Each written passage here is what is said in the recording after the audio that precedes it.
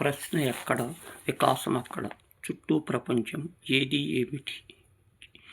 జిజ్ఞాస అధికం.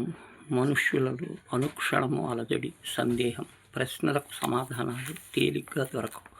కుతూహలాన్ని మొగ్గల్లో తుంచి ఫలితం చిన్నబోతోంది. ఆలోచన తప్పి సందేహం వస్తుంది. మరో మార్గంలో సమాధానం వెతికితే మనస్సు కలహిస్తుంది. పిల్లల సంధించిన ప్రశ్నలు, ఓపికగా సమాధానం. మొగ్గలా ముడుచుకొని పోయిన ముఖం, పువ్వుల్లారా విస్తరించే క్షణం సందడి.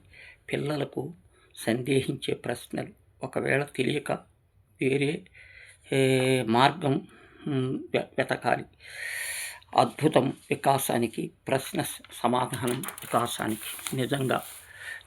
నిజంగా మనస్సులో మానవాళికి నిజంగా మంచి రోజు వస్తుంది. నిజంగా నిండు మనస్సులో మానవాళికి నిజంగా మంచి రోజు వస్తుంది.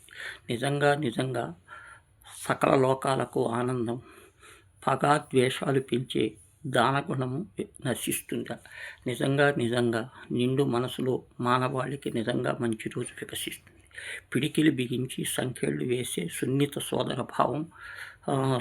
సోదర మృదుతత్వం జయిస్తుంది. నిజంగా నిండు మనసుతో మానవాళి మంచి రోజు వికసిస్తుంది. పురుషుడు వచ్చిన సురుడు రెచ్చిపోయిన నృత్యం చేస్తుంది. శ్రమిస్తుందా రమ్యంగా, నడక తడబడి పైబడి వయస్సు మడిలి సముద్ర తీరం అతిక్రమిస్తుందా?